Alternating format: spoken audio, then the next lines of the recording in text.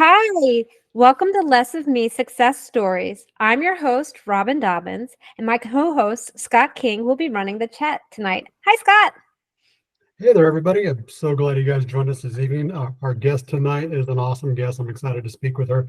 We just want to let you know that uh, we know what it's like to be helpless and hopeless, and we just are here to show a platform where people can share their stories of where they've recaptured their health, their life, and just their overall well-being through dietary intervention, typically low carb, carnivore, something along the lines of that. And we just have them on here to share their story to help inspire you guys. Thank you. Hey, everyone, if you could just help us out by taking a second to share our program on your socials, because we love to have the interaction from our audience and we would like to have more people join us. So help us out, help us grow, and we appreciate you.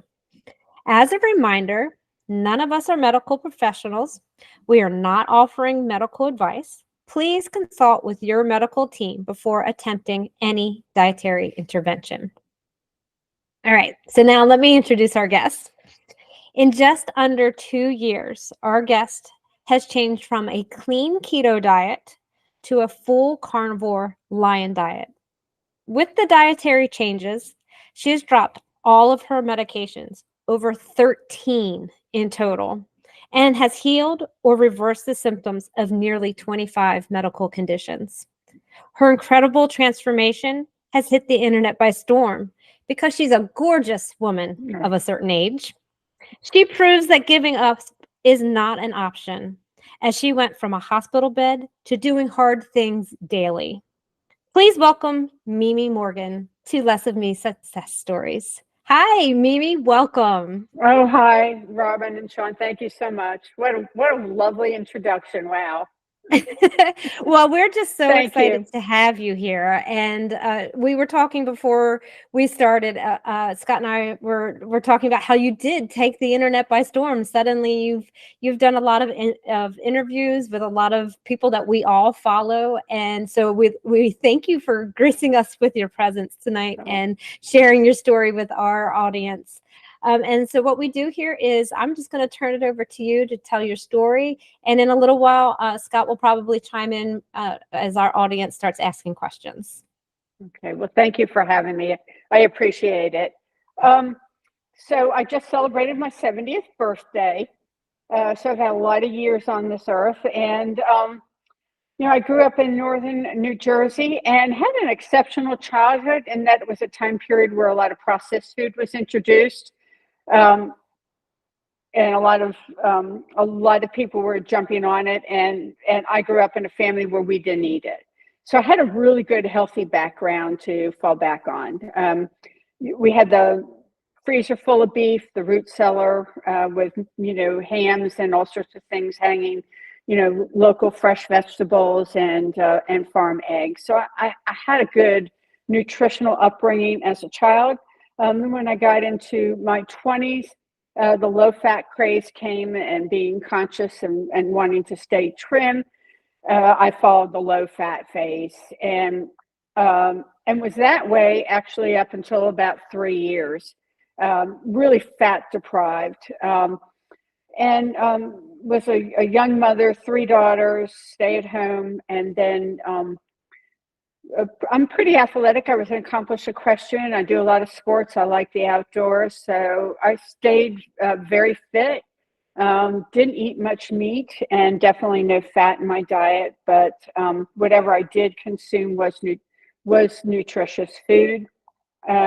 Certainly wasn't as strong nutrient as I am now, but it allowed me to go for a longer period of time before my health started to fail, which was about in my late 50s, where I'm now working outside the home. My girls are in college. Menopause hit me really hard. I'm not sleeping. I'm working from 6 in the morning till 10 at night. And now I'm starting to neglect the things that were important, which was, fresh air, sun, exercise, all of that. And it ended up taking its toll on me. I had a fall in mid to late 50s. And it was at that time period that I think was really I equate as being where my downward spiral. Obviously, it happened before, a build up to it. But I had a fall, broke my wrist. It was a simple accident, but I broke my wrist bad, had to have 2 surgeries.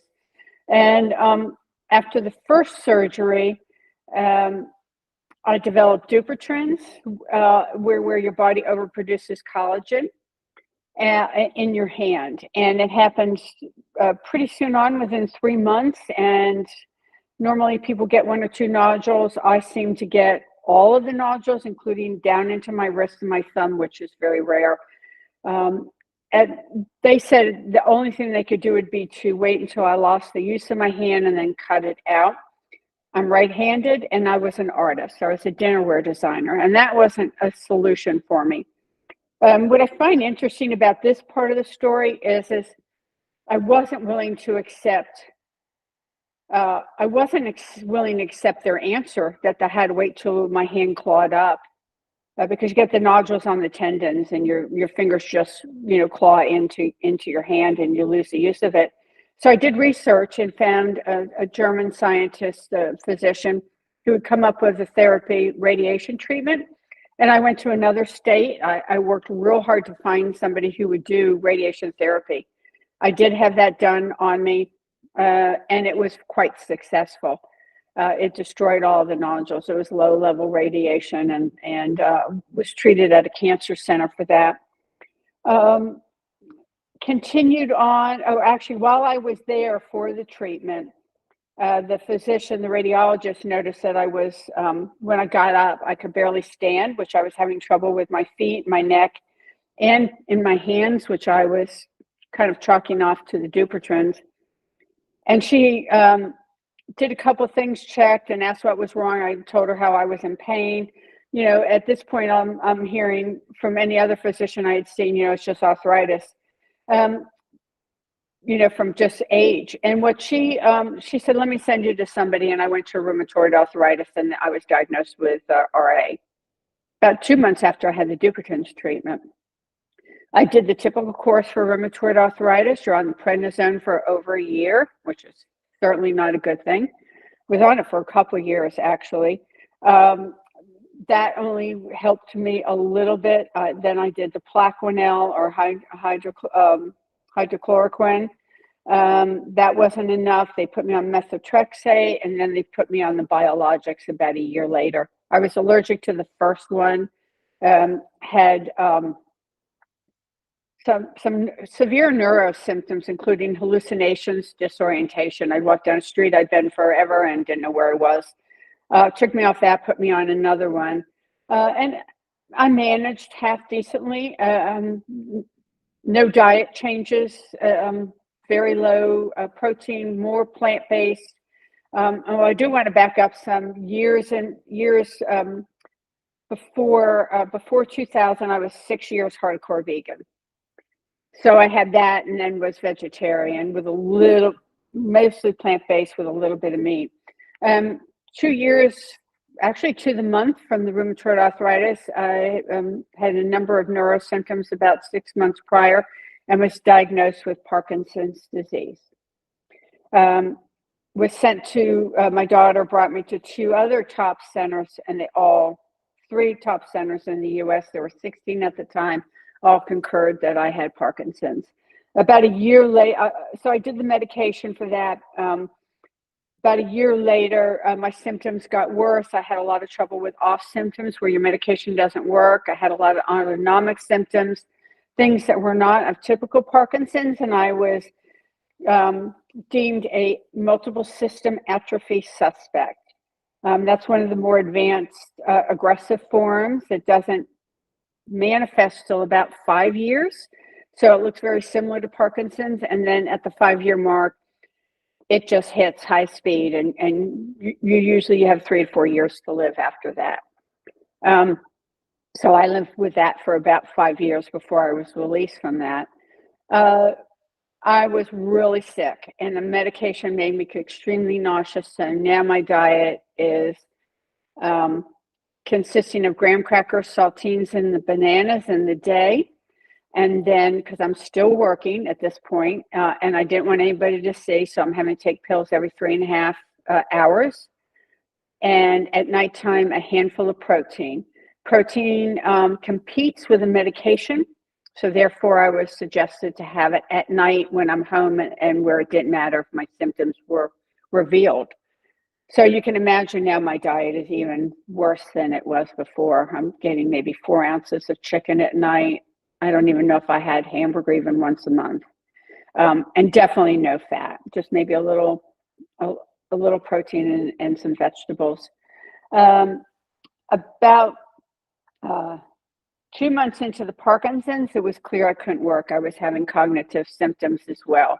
And I really was failing fast. Had dystonia, which is where your limbs seize up. I had limb dystonia. I mean, I just was hit with one thing after another, and I'm on an enormous amount of medication. I had to have an app to schedule it all. My Parkinson alone was 990 pills every 3 months. For that, that's one drug was that many pills. And then I was taking injections as well for the RA weekly. All of this totaled over $65,000 a year. So one day so it's 2019 now, almost 2 years and 3 months into the Parkinson's, I've quit work. I did, my spirits were low. I did go for a walk that day. I actually had gone for a walk a couple times that week, was really trying to rally. And I lost my earbuds. My son-in-law had bought me earbuds for me walking, and I had lost one of them. So I'd walked 2 miles that day. I turned around and went back and got the earbuds. I came back and was really kind of proud of myself and feeling like, well, maybe I can make the best of this. It was February day, sat out on the bench, enjoyed the fresh air, and went to get up to go back in to enjoy my lentil meatballs that were in the oven. And last time I ever had lentils, by the way. And I got up from the bench and had a stroke. And luckily, I got rushed to the hospital, stroke center. I got TPA, which is a drug that prevents further blood clots. I had that probably within 45 minutes, maybe even a half an hour. But unfortunately, the IV that I was given, probably in the ambulance, so the hospital was culpable for not doing something. They should have made a switch of some kind, was infected with, at that time, staph A. And so I ended up back. I was released from the stroke. It was a medium stroke, was home for less than 24 hours. I passed out, was rushed back to the hospital. Took to the middle of the night before they could figure out what was wrong with me, that I had bacteremia and was becoming septic. Of course, they've got to find that it's bloodborne. I had no scratches or anything on me, so now they have to try to figure out the source. I was complaining of an enormous amount of back pain, and nobody was listening. They're like, you were laid up in the hospital, which I was for 3 days, with a stroke, with bags in my legs, unable to move. But I said, no, something's wrong. This isn't like back pain from being immobile. And it was excruciating. And sadly, they followed a protocol for the medication for my infection, but I wasn't getting better. 5 days, I'm still showing positive. They put me on a new medication, which did improve. I started to feel better. I was released at 11 days. I was sent home with a PICC line to take antibiotics for 24 hours continuous.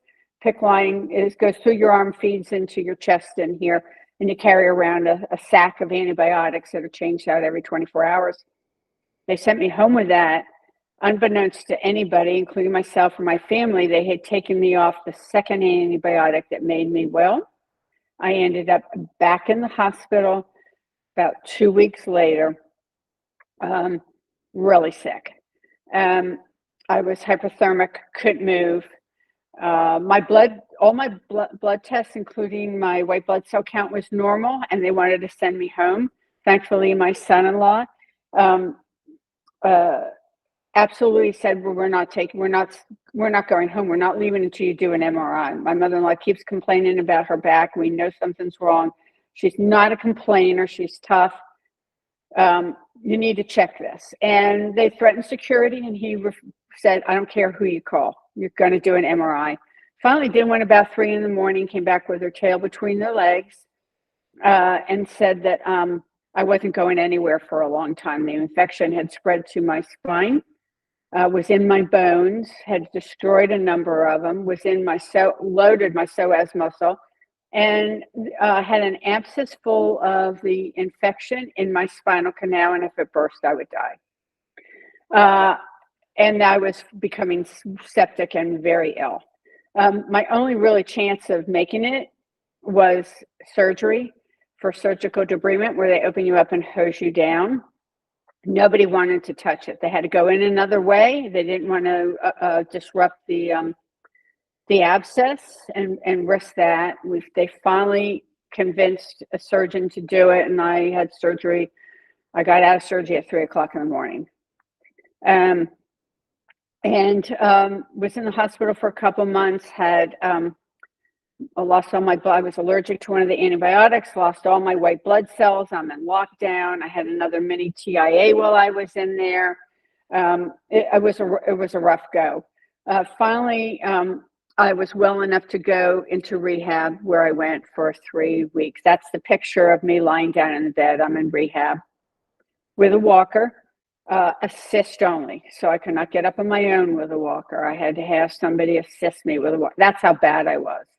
And I was in physical therapy for a couple weeks so that I could learn to move around with a walker before I went home for home health care.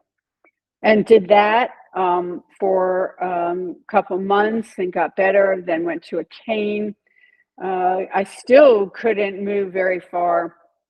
Was released from ortho and physical therapy at about the 5th month mark and told, you're just going to have to accept that this is your life and this is how you're going to live, and be grateful you're alive. And you know, it was pretty dismal. It was pretty tough, and I had no hope. My family's already thinking and talking about, we're going to have to put you in a home, and I'm thinking, to myself, I'm not going to make it till I'm 70 to go in a home. I mean, I'm just not going to be here because I just was sicker and sicker. Finally, you know, so I'm out trying to walk. I get a couple blocks from my house. And meanwhile, I'm pretty active. And before all this, you know, I had just done 4 miles, and now I can just barely get a couple blocks. I did it 1 or 2 times, get to a quarter mile maybe, but it set me back for a week. I couldn't move. I was just in absolute agony. I had to sit to wash my hair. It took me about 10 minutes. Luckily, I had an iron bed to roll over.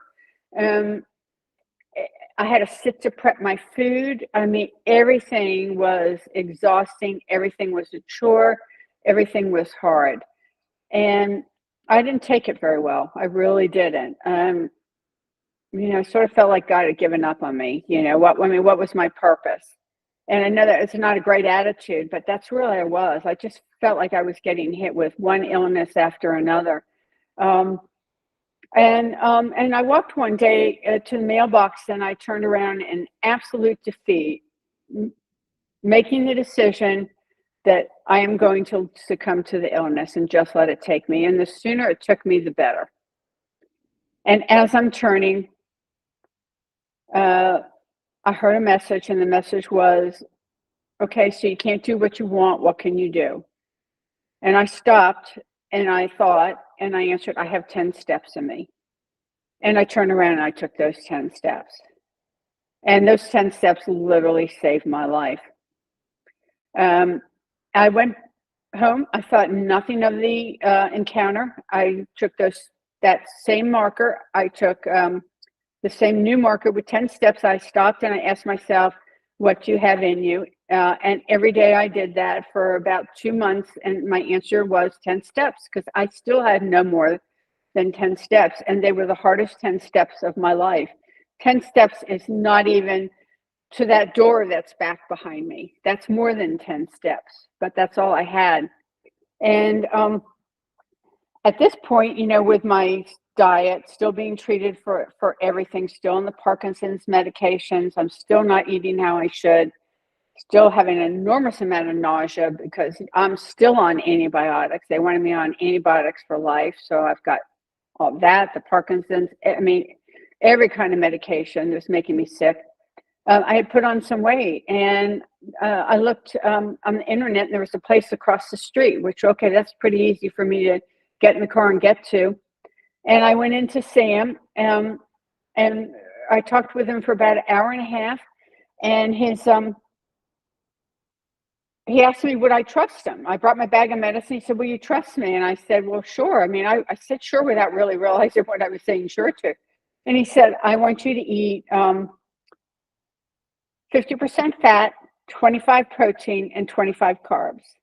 And I looked at him and said, are you crazy? And he said, no, really, will you trust me? Will you do it? And, I had nowhere to turn. I had a team of doctors, at least 10, that I was seeing all the time for everything because I'm still being treated.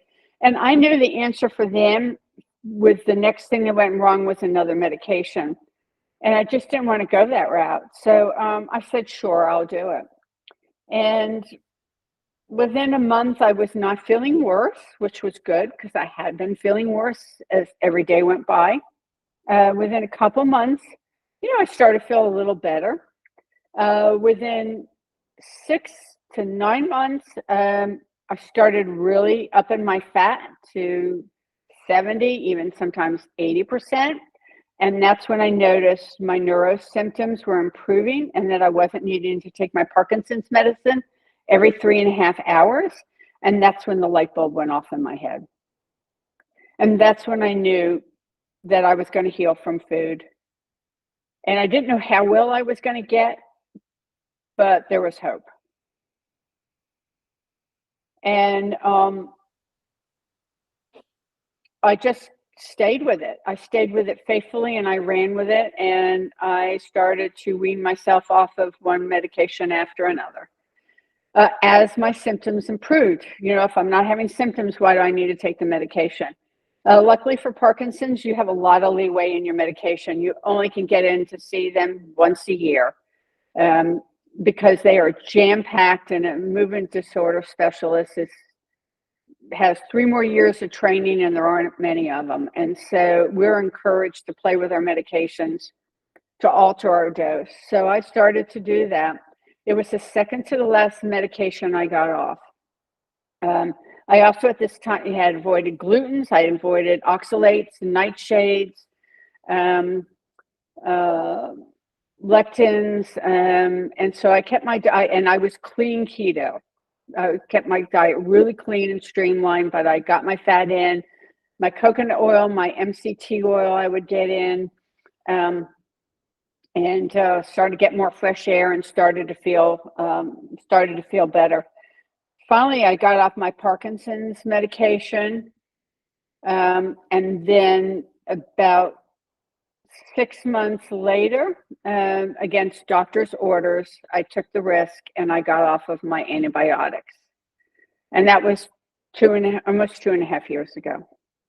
And I'm on no medication. I haven't been. Occasionally I did have pneumonia last year, and I just got over a pretty bad infection about 6 weeks ago. I did have to go on antibiotics, but I'm on no long-term medication of any kind for 2.5 years, and I don't see any of the doctors.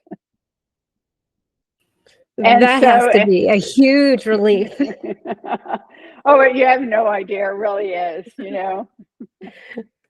It's really great. And here I am. I'm, I do short walks, I weight train, and I walk 14 miles, and I'm working my way up. And, 4 years, not even quite 4 years ago, 3.5 years ago, I couldn't even do a quarter of a mile.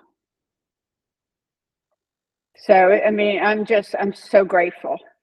I'm so grateful for the light bulb going off. I'm so grateful for this man that I happened to see who, didn't give me an injection or another pill and tell me not to eat much, but said, I want you eating fat. I want you eating protein. it's these chance encounters that change everything. And I feel like that theme comes up quite a bit. And if I remember correctly, you don't know who this person is anymore, right? You don't Well, have contact. I don't see him anymore. He was formerly a chiropractor, and he'd been quite ill himself, and it turned his health around. And that's always an encouraging moment when somebody can relate to you. It's not just somebody who's been told to say this, and again, I didn't have any place else to turn. I really had nothing else to lose. And we connected. And so there was an element of trust that was right away. And I did think he was mad telling me eat all that fat, but what I found is I started adding it, and I started adding the beef. And as my carbs got really low, I just found that's what I really craved. And I found I just felt better and better, to the point where I started, and I only eat steak about once a week. I like some of the other cuts that have the bones in them. But, I just started, I couldn't tell you the last time I had a steak, and I'm starting to eat steak once a week, by changing my diet, and it just was miraculous. I'm so absolutely grateful. I would have never guessed, and my family just looks at me in amazement that because we are culturally taught that when you're 60, anytime you kind of have an ailment, it's age. Age goes with taking medication. As soon as I think probably some in your 50s, but I definitely remember in your 60s. Well, of course, you're in your 60s. Of course, you should take medication. Of course, your joints are going to hurt. Sure, you can't do as much. I'm doing as much as I did in my 40s, and I was really in top shape then. And so I would have never guessed that was possible. And now I know it is, and I believe it's there for really anybody. And I was really sick, so I had a lot to get through to get where I am. But every single day I just showed up for myself. And I learned to listen to my body in that process, which is sometimes maybe I'm not going to do as much that day. But I'm going to do something every day, and I'm going to show up, and whatever choice I make is going to be for my health. That's my number one priority. And that mindset has really paid off. Well, we can definitely see that. If you aren't already following Mimi, she's on X and on Instagram, and we'll talk about that again at the end. But she's posts like these amazing workout. She's got the boss that tells her what to do for her workouts, and daily walks, daily sunshine, these types of things that are also included with her dietary choices have gotten this life back. I mean, yes, several years ago, nobody knew that this was even possible, and then here you are sitting right here in front of us, proof that this is a possibility. And that, again, like I said in our introduction, it doesn't matter how old you are when you start, it just matters that you start. That's right. And as you were saying, at 60 years old, we're just blaming everything on age. It's age. You're going to be on medication. You're going to be under doctor's care, and you're just going to have to sit and wait until you die. Or we can do like you do and say, no, I don't have to sit and wait. I can live my life to the fullest all the way through. And I hope that that's what I do. I'm sure Scott hopes he will do it that way. And I think that's what, as we get into this lifestyle, we realize that is possible. And everything they've been telling us up until this point was not true. We weren't supposed to suffer till the end. We are supposed to live till the end. Correct. We're like halfway through. You did an amazing job telling your story. Okay. And I just want to open up to everyone that you can ask questions. But I have a question before I turn it over to everyone else. My question is, when you were going through all of the medications and the treatments and the hospitalizations for your infections, what was going on with your Parkinson's? Well, it just stayed the same. So I'm still on the same medications for that. So you're in the Yes. hospital and you're taking all of these Oh, yes. medications for that, plus you're having all these. Oh, Yes, I am. Actually, and I had been participated in a clinical trial, so I had weekly multiple hour access with my physician, which I did like her, and she was the only one that took note when I started the keto diet, that I said to her, "I'm getting better." And she's the only one that took note. The rest did not want to hear why I'm getting better. But yeah, so I'm still treated for all of my illnesses along with the bacterial infection, which by the time we got to the end of when they took me off the vancomycin and put me on the Deptum because I was allergic to it, at that point they keep changing the antibiotics and I'm not getting well. And at that point they are like, we think you have MRSA, not just staph. And MRSA is the deadly form where you're antibiotic resistant, which I was. They kept going through the antibiotics until finally they found one that would, that I then did another 30-day treatment. So, I mean, I had continuous IV antibiotics for 3 months. I walked around with a thing attached to me, including when I'm in rehab, through my chest, feeding me antibiotics 24 hours a day.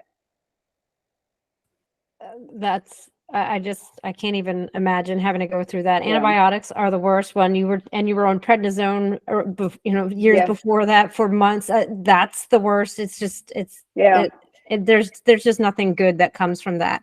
You did say it was against your doctor's wishes to stop those treatments for that. Yeah. Does that is it something that comes up, like like if you took a test for it, is it still there? Do you know? So they believe it is still in my body. I did have an occurrence of it last year on my skin, but I managed to treat that. I had to do antibiotics, and I have not had an occurrence for a year and a half. So like Lyme, like cancer, when it is allowed to seed in your body for that long, MRSA encapsulates and waits for an opportune time when your immune system is at risk for it to merge its head and attack you.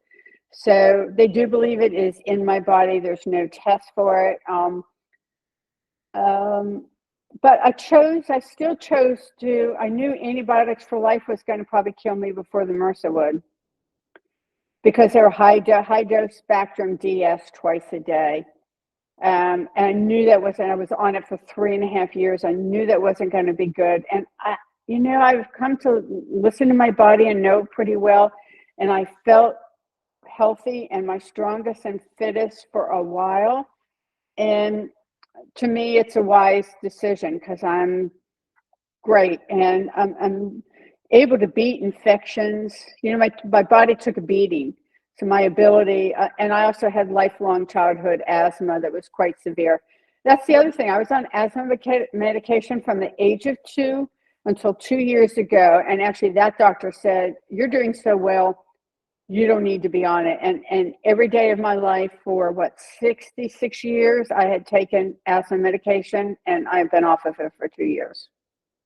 I mean, that in itself is huge. That is huge. Yeah. Yeah. So, yeah, I mean, is there an element of risk? There is, but it's proven that the antibiotics would have been the greater risk. So I made the right choice.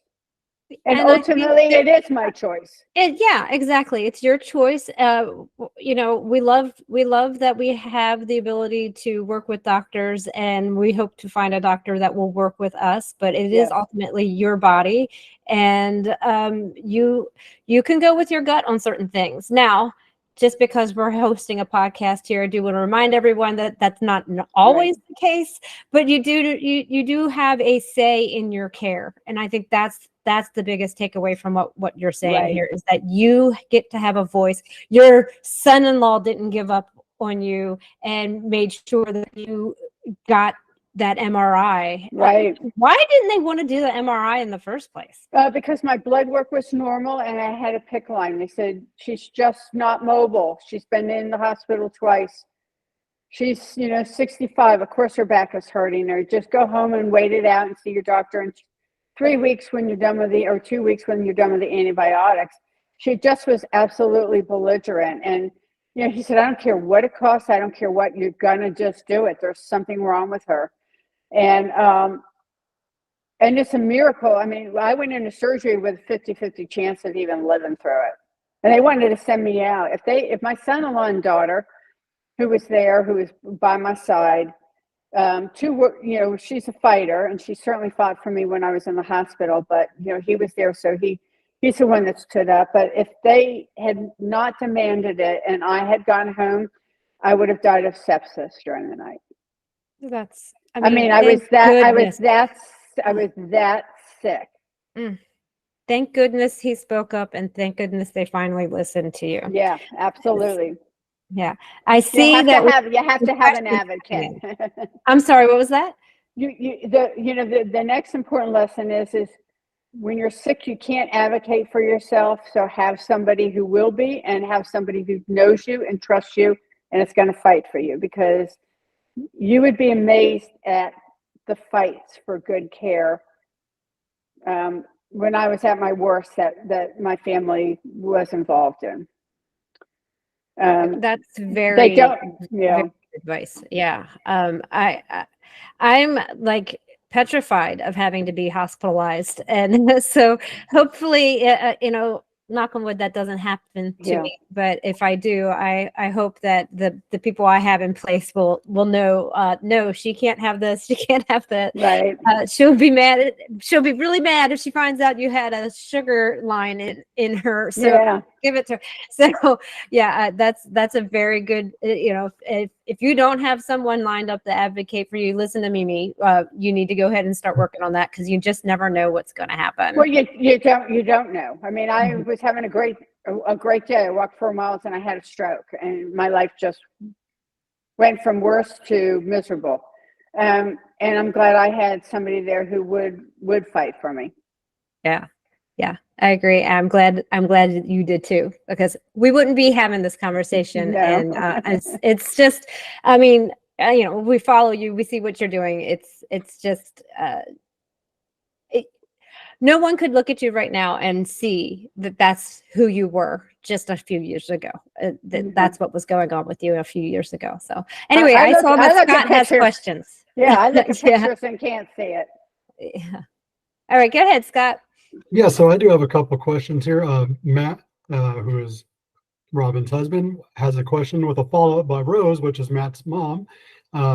What made you go vegan, and how long were you vegan? I was vegan for 6 years. I was not a big meat eater. I was vegetarian. It was just like, I don't know, maybe I don't want to eat meat, and I stopped eating meat. No guidance really, or no medical? No medical at all. No, okay. It was a decision. Yeah. Okay, and then Matt had another question with you going to the low carb and now more carnivore and everything. Has it encouraged any of your family to do the same, or no, or like anyone following suit? I wish, but actually my daughter and son-in-law, who my youngest daughter, I have 3 daughters. My youngest one, they just went for a doctor checkup, and I'm kind of thinking, oh God, and the doctor said, you need to start lifting weights and eat more beef. So they're eating more beef. No, I wish so. I have a daughter on biologics, and I wish she would eat beef and go carnivore and get off the biologics. But they got to make their own choices. I understand that. Yeah, and even though they see how well I got and what a miracle I am, no, it's for some. I don't know if it's easier to make a really drastic change when you're in a lot of pain and there's nowhere else to go. That's an excellent point. When you hit rock bottom, there's nothing like motivation. There's like, you can't go any further. maybe I got to do something different. And, most of us, need to kind of get to that point. Yeah, I absolutely I'm agree. like, I'm coasting along. Why should I start eating meat? Well, or, why should I start doing this? Especially if we've been trained not to think, well, we're going to do it so that we don't have a problem. Because people say to me, okay, you're great now, so why keep doing it? And I'm like, because I want to stay great. I don't want to go back, and I will go back to where I was if I change what I'm doing. So no, I wish more so, but no. Okay. You hit on workouts a little bit just a second ago. So we have a question from Carrie. She was asking about your weightlifting workouts, how often, and what does a program usually look like for you? So I started 2 years this past April. I have been a year and a half clean keto, not one cheat, faithful, and had another fall, had another break, and they said borderline osteoporosis, want to put me on medication. I'm like, no, I just got off of them all. We're not going to do that. And it really scared the daylights out of me. So I decided I belong to the senior center. I hired a trainer. I call her the boss. She's about 110 wet. She's 76, and I love her. I knew she would be safe for me because I don't know better, and I think I can do way more, and I forget I just think I can. And I need somebody to keep me in check, and she knows how to push me and keep me in check. I work with her faithfully 3 hours a week, private sessions. And we do everything, and we work hard. And I lift some pretty heavy weights. It's been slow. I have a torn right meniscus in my knee. I've got a torn left rotator cuff. I did swing my arm with the Parkinson's for years. I couldn't swing my arm and drag my leg. So I have trouble with that, but we've worked around it. We've had to work around my back.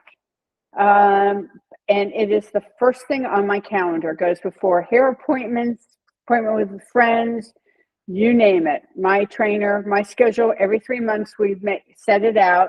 I'm using Monday, Wednesday, and Friday, but it goes on my schedule, and everything in my life works around it. And then I walk. I post pictures of the bridge that's not too far, and I walk on the bridge. And I have built some really solid muscle. I'm due for a bone scan.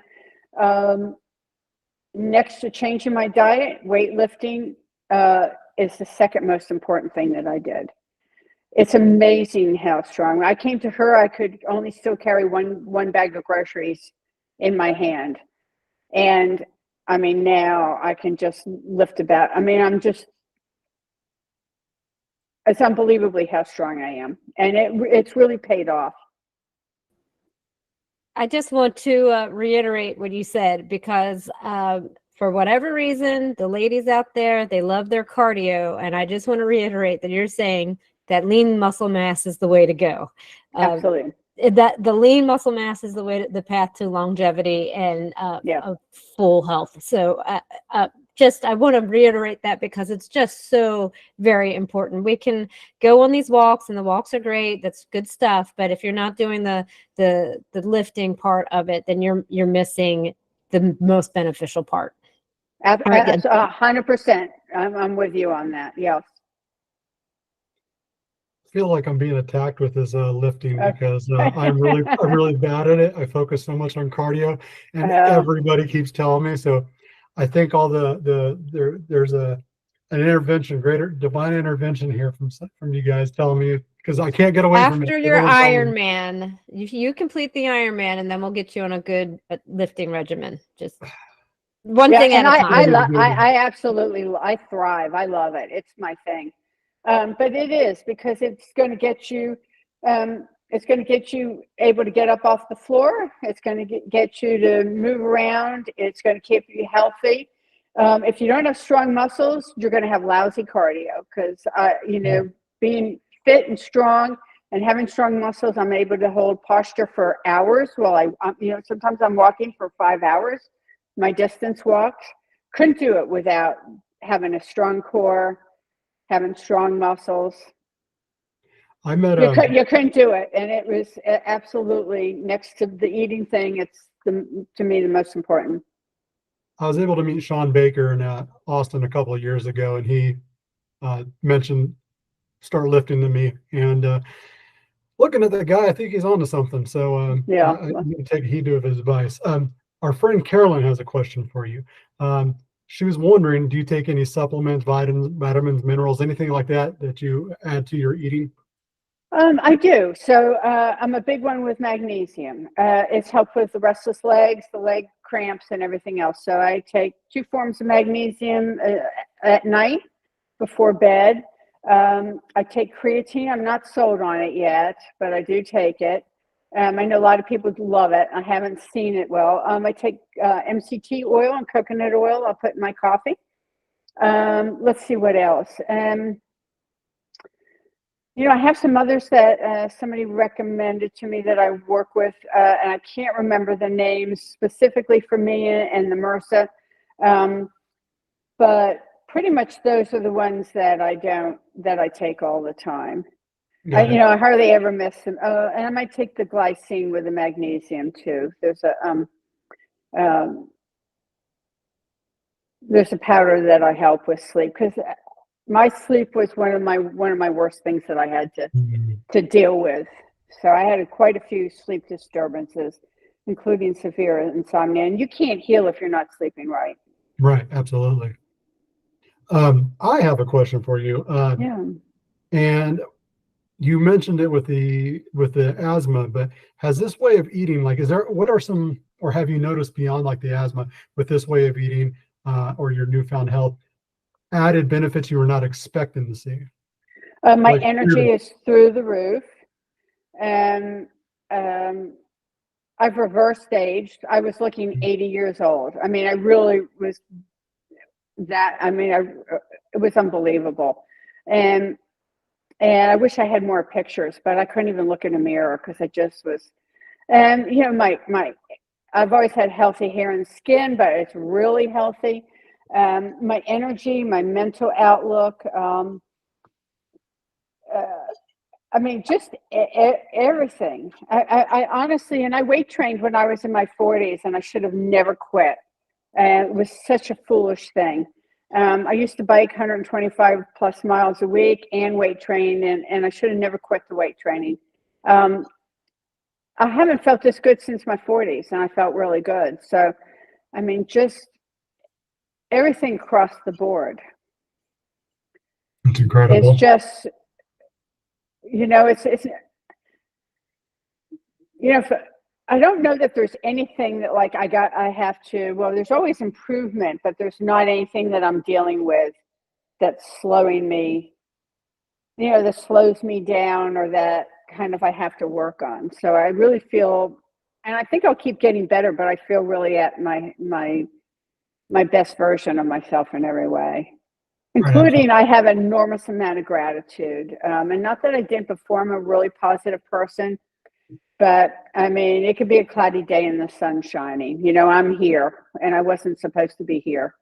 And my thinking's clear. I reversed my cognitive issues, and I had to quit work because of cognitive issues. I couldn't process. I mean, I couldn't process anything. I couldn't. I had to give up cooking Thanksgiving dinner because I couldn't pull that together. And now I can do whatever I want to do.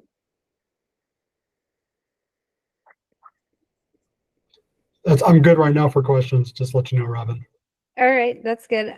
So I was thinking about all of the medications, and you said it was $65,000 a year, and then you just said you had to stop working. I mean, obviously this has had to have had an effect on you financially. Are you coming out of that? How did that happen? What happened? Well, luckily I had a really good work insurance policy, and which I'm not going to say too much about because there's the RA medication was the most expensive. That one was close to, that was $45 to $4,800. I forget, it might have been 48 at the end, a month for 4 injections. That's one drug. And there are companies, there are organizations out there that insurance paid some, and then you're probably stuck with about 10, 15,000 left over for that one drug alone. And there are organizations that will, if you qualify, and it's not financial qualification, but if you qualify and get in, it's not easy to find a window to get in because they're in high demand. They'll pick up the balance. And I did a lot of research and got lucky for that because I was working in my I didn't qualify for any kind of financial aid, but there are organizations. But I've not had any trouble with my RA, and I'm off of all the medication because I've changed how I eat. And that doesn't mean, I don't have creaky joints. It doesn't mean sometimes I don't get up from the chair a little stiffer. I walk today and I'm a little stiff, so sitting for an hour, I'll get up and it might take me a second to get up in good alignment, but I manage fabulous without any medication. It's certainly a lot cheaper to heal with food than it is to try to manage with medication. Well, yeah, absolutely. And the medications are not without side effects. So was that an issue? Were you getting side effects, and then were you having to have extra medications added on top? Oh, sure. I was taking omeprazole now twice a day instead of once, maximum dose, because, of course, I'm having the worst heartburn. And the medications depleted my folate, and so now I'm taking methylfolate. Now I'm taking P12 injections because methotrexate's a cancer drug. Even though I'm taking a low level, it's a cancer drug typically used for breast cancer. And every medication you're piled on, you're taking another medication for something else. So yeah, and they make you tired. They might help with the symptoms, but you are essentially think about it, 13 plus medications. I've heard people that have been a whole lot more, and I can't imagine it, including biologic injections. You're getting pumped with poison. And then you're not eating nutritious food. I struggled with anemia. It just was endless. And it isn't that they didn't help some alleviate my symptoms, but it was at a great toll, whereas changing my diet is at a great benefit. Eating a nutrient-rich carnivore diet, and mine basically, I'm 90% carnivore lion. I do eat some seafood because I'm on the water. And if I go out, I might have, if I get carpaccio and it has arugula, I'll have some of the arugula because I like it. But I'm pretty strict, and I eat a lot of bone broth as well. I make my own. But I'm feeding myself a nutrient-rich diet. I also just buy grass-fed beef. A little bit more expensive, but it's not. It's a little bit more expensive a pound, but it's not more expensive for a week because I have zero waste. And I actually get all my beef from Independence Arc Farms, which I love. And I don't waste anything. I don't waste the bones. I eat all the meat. I save the tallow from the top for my cooking for the week. So my groceries are cheaper, and I don't throw anything out. And the nutrients just, I get a benefit, and I'm symptom free. That's a pretty good win. So really quick, going back to the medicine thing. So you were taking so many medicines, it sounds like, because you were taking medicines to combat side effects from other medicines, correct? Well, a combination of both. I'm taking medicines to treat a number of illnesses, and then I'm also taking medications for some of the side effects. That's important. Yeah. I just want to make sure I understood correctly. Yeah, I thought that's what you were saying. Yeah, it's frustrating. Yeah. It is. And it's a shame that that we're not taught about, well, maybe we should change your diet. And really, it got worse with the Parkinson's because, again, it competes in the stomach with the medication. So the choice is you can take the medication to hide your symptoms, or you can eat the protein and fat, and then your medication won't work. Well, one, I wanted to work, and I didn't want work to know, and I didn't want anybody to see my Parkinson's symptoms. I mean, they're pretty tough symptoms for people to see. You know, you have facial masking, you have tremors, you have rigidity, you have slowness of movement, balance issues, which it's not supposed to help with balance, but yet when you feel better, your balance is better. And, you know, I'm trying to function at work, and I didn't want anybody to notice to begin with. So, I took the medication. I took my first pill at 5 o'clock in the morning. And laid in bed for about 45 minutes before to work. And I took my last pills at 10 o'clock at night to get me through the night, hopefully sleeping some. Every 3.5 to 4 hours. I mean, your life is consumed.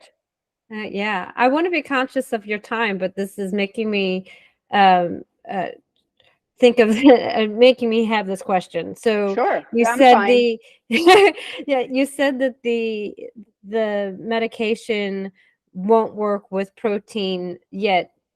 Was there truth to that? Like, or is this like a way to continue to push the kind of vegetarian or, you know, plant-based theory, or is there truth to the medications won't work if you're eating protein? Well, that's a good question. Every single center I went, I'll challenge anybody to go to a doctor and not hear that from them, any Parkinson doctor. I mean, it's a known fact. If you want, so I don't know what the answer to that, because when you're faced with an illness like that, and you're faced with, for me, wanting to work, me wanting to hide the symptoms, well, I wasn't going to take a risk if they were right and test it. But when I made this change to my diet, you know, and when that gentleman said eat 50% fat, 25%, and I said it was crazy. I said to him, you realize now my Parkinson medication isn't going to work. But I'm out of work, I'm retired, so I took a risk. And my food outperformed all of my medications. You know, and I'm not, listen, when I was in the hospital, when I had the stroke and I got the TPA, you know, and other things, you know, all of those and the antibiotics in the hospital, they clearly saved my life. And they were an important part. But the medications I was on daily did not heal me. Food did. And they eventually, and it took time, you know, it took a long time. It took years to feel completely healed. And I do now, outperformed beef and fat, you know, and I'm talking, I do a little bit of butter, but just the tallow and the natural fat, all that, outperformed 13 plus medications. Yeah, and that's what healed me. I'm baffled by this, but I just feel like, well, obviously we all feel like if we had only known that the meat would have healed us, we would have all done that to start with. But then now I have this question in my head, like, is this some sort of bias that's coming in? And all of these people, all of these people that are going through what you went through are fearful of putting some meat in their mouth because it might interact with their this just doesn't even make sense. But it also clarifies just how difficult it was for you to take that step and make that change, which, I mean, if you had continued to listen to that poor advice, things would still be the way they were. Yeah, they would, and I wouldn't be here. I mean, I have literally no doubt. You know, when you get to the point when you have that many illnesses, that I had that many things wrong. The only specialist I wasn't seeing was a kidney specialist. I was seeing just every other specialist. And when you're that sick, you have that much wrong, and you give up, it doesn't take long for you to go. And I was at a give up place in 4 years ago. Yeah. I mean, so like, what's the point? You know, I was a shell of a person, and everything hurt, and I just was sick all the time, and I just couldn't. And it's just a miracle. But yeah, you are literally told the medication won't work if you eat protein. That's just absolutely mind-boggling. Yeah. Well, it is. And I've heard it from other people with Parkinson's. Mm-hmm. You know, it's like, no, I mean, they're, you know, it is, it's just astounding. It really is.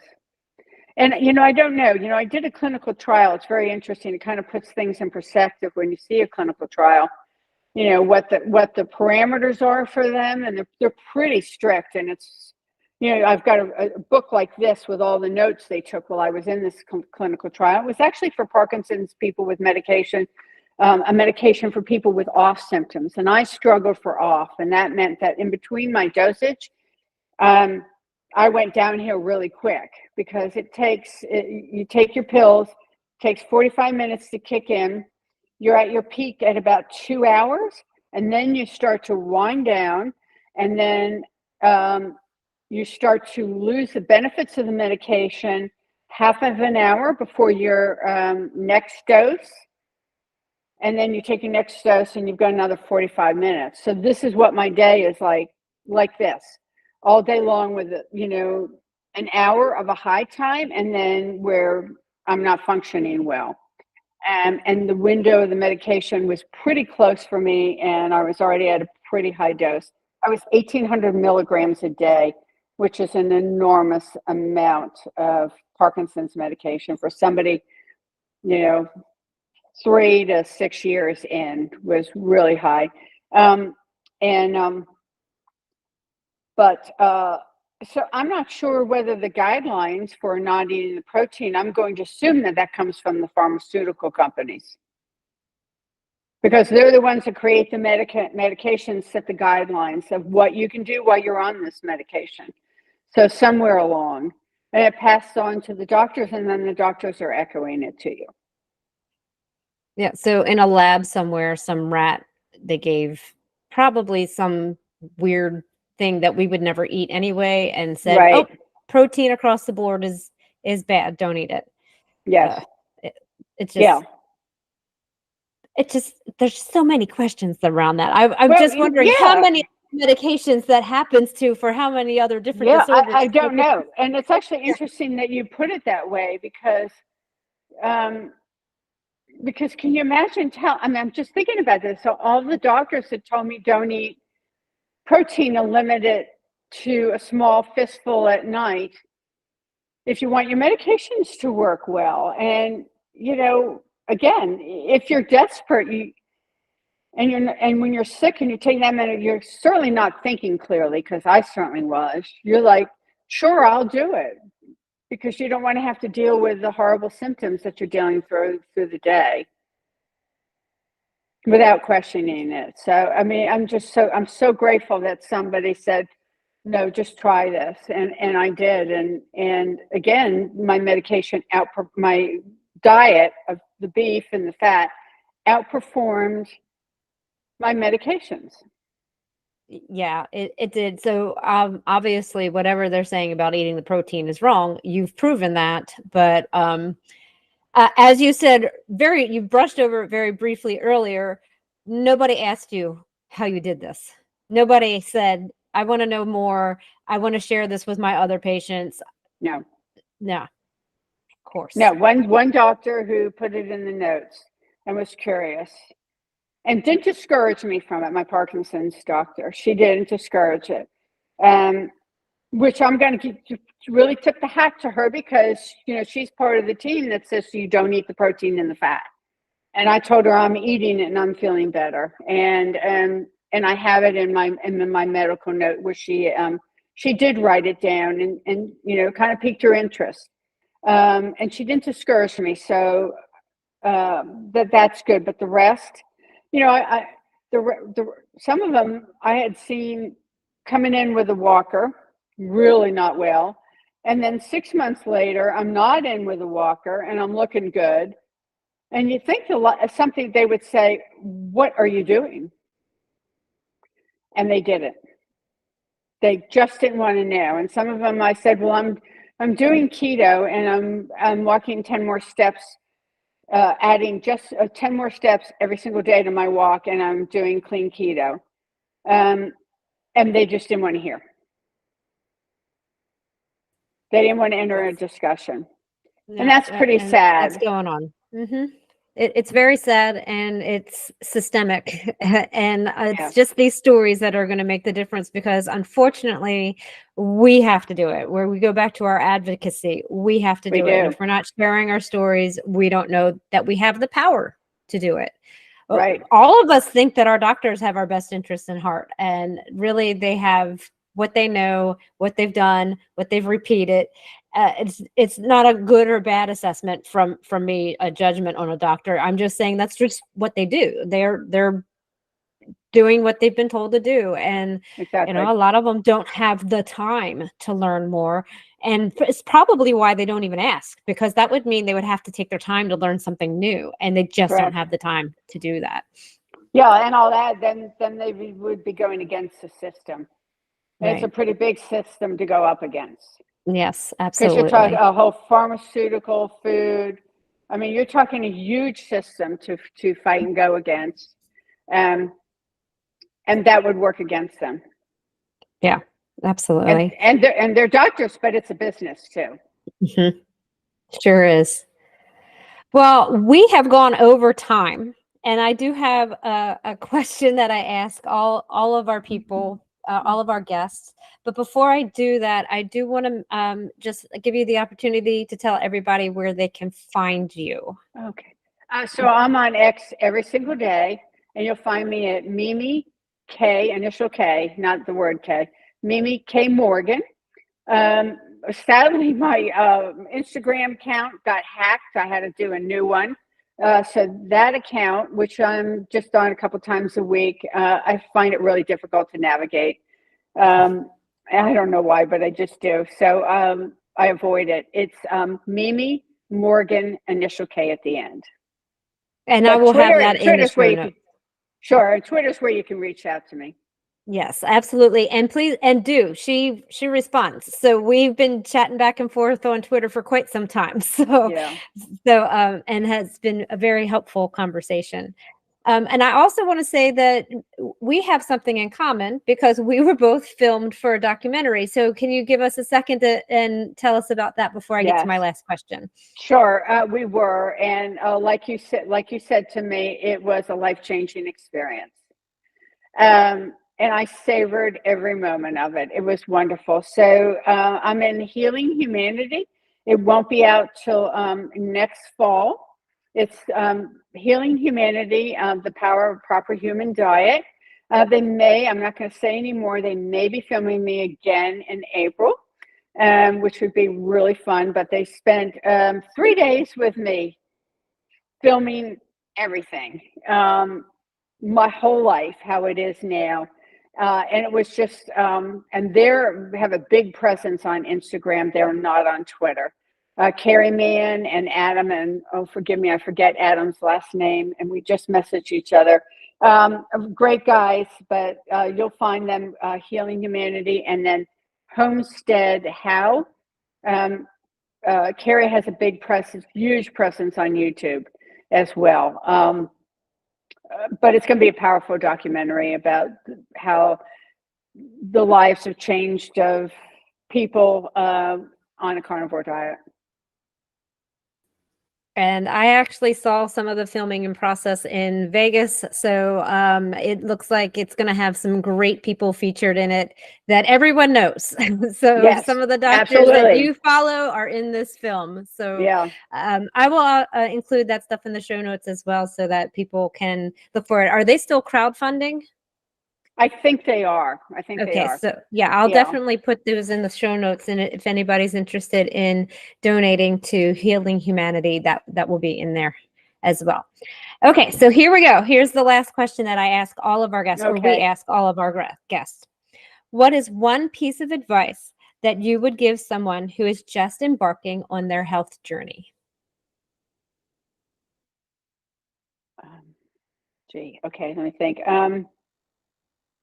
Show up for yourself every day. Make the choices that are going to be good for your health. They aren't always the easier choices, but show up for yourself in that way every single day. I love it. That was a fantastic answer. And I hope everyone heard that and applies that.